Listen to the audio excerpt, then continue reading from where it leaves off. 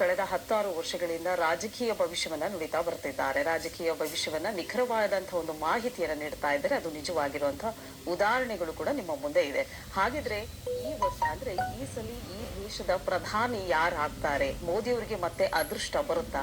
ಗುರುಜಿ ಅವರು ಏನ್ ಹೇಳ್ತಾರೆ ಬನ್ನಿ ಕೇಳೋಣ. ಗುರುಜಿ, ಇದ್ರ ಬಗ್ಗೆ. ಖಂಡಿತ.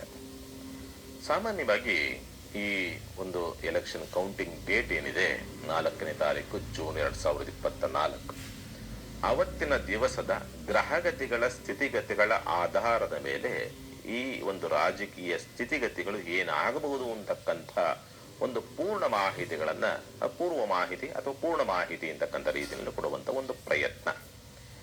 ಇದೇ ಗ್ರಹಗತಿಗಳ ಆಧಾರದ ಮೇಲೆ ಕಳೆದ ಬಾರಿ ನಮ್ಮ ರಾಜ್ಯದ ಎಲೆಕ್ಷನ್ ಸಂಬಂಧಪಟ್ಟಂತೆ ನೋಡಿದ್ದೆ, ಅದು ಹಾಗೆ ನಡೆದಿರ್ತಕ್ಕಂಥದ್ದೆಲ್ಲವೂ ಕೂಡ ನಿಮಗೆ ಮಾಹಿತಿಗಳಿರ್ತಕ್ಕಂಥದ್ದು ಉಂಟು. ಈಗ ಈ ಸ್ಥಿತಿಗತಿಗಳು ಗ್ರಹಗತಿಗಳು ಏನಂದ್ರೆ ಏನು ಧನುಸ್ಸು ರಾಶಿ ಮತ್ತೆ ಮಿಥುನ ರಾಶಿ ಅನ್ನೋ ರೀತಿಯಾದಂತ ಪರಿಗಣನೆಯನ್ನು ಮಾಡ್ತೀವಿ. ಸಮಸಪ್ತಕಾದ ಒಂದು ಭಾವ. ಕಾಂಗ್ರೆಸ್ ಮತ್ತು ಬಿಜೆಪಿ ಪ್ರಮುಖ ಪಕ್ಷಗಳು. ಮಿಕ್ಕಂತ ಪಕ್ಷಗಳನ್ನ ಆಮೇಲೆ ನೋಡೋಣ. ಬಟ್ ಪ್ರಮುಖ ಪಕ್ಷಗಳಾಗಿರೋದ್ರಿಂದ ಇದಕ್ಕೆ ಸಪೋರ್ಟ್ ಮಿಕ್ಕ ಪಕ್ಷಗಳು ಮಾಡಿರೋದ್ರಿಂದ ಇದರ ಆಧಾರದ ಮೇಲೆ ಎಲ್ಲವೂ ಕೂಡ ನಿಂತಿರ್ತಕ್ಕಂಥದ್ದು. INDA ಅಂತ ಏನ್ ಮಾಡಿರ್ತೀರಿ ಅದು ಮತ್ತು ಬಿಜೆಪಿ ಅಂತಕ್ಕಂಥ ರೀತಿಯಲ್ಲಿ ಮಾಡಿರ್ತಕ್ಕಂಥದ್ದು. ಹಾಗಾಗಿ ಇದರ ಪೂರ್ಣ ಮಾಹಿತಿಗಳನ್ನು ನೋಡಿದಾಗ ಸಾಮಾನ್ಯವಾಗಿ ಈ ಒಂದು ಮಿಥುನ ರಾಶಿ ಅಂತಕ್ಕಂಥ ರೀತಿಯಲ್ಲಿ ಕಾಂಗ್ರೆಸ್ ಅನ್ನು ತೆಗೆದುಕೊಂಡ್ರೆ, ಧನಸ್ಸು ರಾಶಿ ಅನ್ನೋ ರೀತಿಯಲ್ಲಿ ಒಂದು ಬಿಜೆಪಿಯನ್ನು ತೆಗೆದುಕೊಳ್ತಕ್ಕಂಥದ್ದು. ಇದರ ಆಧಾರದ ಮೇಲೆ ನೋಡ್ಕೊಂಡು ಬಂದಿದ್ದೀವಿ. ಅದೆಲ್ಲವೂ ಕೂಡ ಹಾಗೆ ಆಗಿರ್ತಕ್ಕಂಥದ್ದು. ಈ ಸಂದರ್ಭದಲ್ಲಿ ಮಿಥುನ ರಾಶಿಯ ಒಂದು ಪಕ್ಷ ಏನಿದೆ, ಏನು ಕಾಂಗ್ರೆಸ್ ಪಕ್ಷಕ್ಕೆ ಸ್ವಲ್ಪ ಗ್ರಹ ಬಲ ಅಂತಕ್ಕಂಥದ್ದು ಸ್ವಲ್ಪ ಅಷ್ಟೊಂದು ಉತ್ತಮವಾದಂತ ರೀತಿಯಲ್ಲಿ ಇಲ್ಲದೇ ಇರತಕ್ಕಂಥದ್ದು.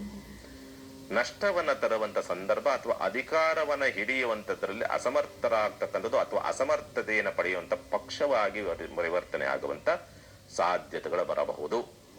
ಅದರ ಪ್ರಕಾರವಾಗಿ ಸಮಸಪ್ತಕ ಬಿಜೆಪಿ ನೋಡ್ಬೇಕಲ್ಲ, ಬಿಜೆಪಿಯ ಸ್ಥಿತಿಗತಿಗಳು 3, 6, 11 ರೀತಿಯಾದಂತ ಸ್ಥಿತಿ ಬಲವಾಗಿ ಕುಳಿತಿರ್ತಕ್ಕಂಥದ್ದು. ದುಸ್ಥಾನಾಧಿಪತಿ ದುಸ್ಥಾನ ವಿಪರೀತ ರಾಜಯೋಗ ಅನ್ನೋ ರೀತಿಯಾದಂತ ಸ್ಥಿತಿಯೂ ಕೂಡ ನಿರ್ಮಾಣವಾಗಿ ಬರ್ತಕ್ಕಂಥದ್ದು ಉಂಟು ಅಂತ ಹೇಳುತ್ತೆ. ಆದರೆ ಅತಿಯಾದಂತ ಆತ್ಮವಿಶ್ವಾಸ ಅಂತಕ್ಕಂಥದ್ದನ್ನು ಕೂಡ ಪಡೆದುಕೊಳ್ತಕ್ಕಂಥ ರೀತಿಯಲ್ಲಿ ಇರುವುದಿಲ್ಲ ಅಂತಕ್ಕಂಥದ್ದು ಹೋಗ್ತದೆ.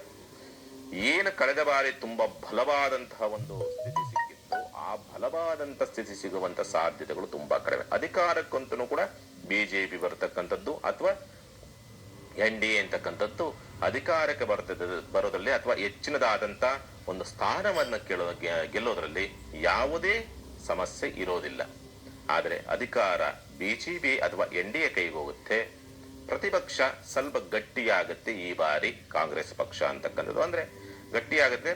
ಪ್ರಬಲವಾದಂತ ಪ್ರತಿಪಕ್ಷವಾಗಿ ರೂಪವನ್ನ ಪಡಿತಕ್ಕಂಥ ಎಲ್ಲಾ ಯೋಗ ಫಲಗಳನ್ನ ಕಾಂಗ್ರೆಸ್ ಪಕ್ಷ ಪಡೆದುಕೊಳ್ತಕ್ಕಂಥ ಸಾಧ್ಯತೆಗಳು ಉಂಟು ಅಂತ ಹೇಳಿದ್ರೆ, ಹಾಗಾಗಿ ಈ ಬಾರಿಯ ಎಲೆಕ್ಷನ್ ದಿವಸದ ಕೌಂಟಿಂಗ್ ದಿವಸದ ಒಂದು ಆಧಾರದ ಮೇಲೆ ಬಿಜೆಪಿಗೆ ಹೆಚ್ಚಿನ ಸ್ಥಾನವನ್ನ ಗಳಿಸುವಂತ ಯೋಗ ಫಲಗಳಿದೆ. ಹಾಗಾಗಿ ಬಿಜೆಪಿ ಅಧಿಕಾರಕ್ಕೆ ಬರುತ್ತೆ. ನರೇಂದ್ರ ಮೋದಿ ಮತ್ತೆ ಪ್ರಧಾನಿ ಆಗುವಂತ ಯೋಗ ಫಲಗಳು ಅಂತಕ್ಕಂಥದ್ದು ಈ ಬಾರಿ 2024ರಲ್ಲಿ ಅವರಿಗೆ ಒಲಿದು ಬರುತ್ತೆ. ಮತ್ತೆ ಪ್ರಧಾನಿ ಆಗೋದಕ್ಕೆ ಒಳ್ಳೆಯದಾಗಲಿ. ವೀಕ್ಷಕರೇ,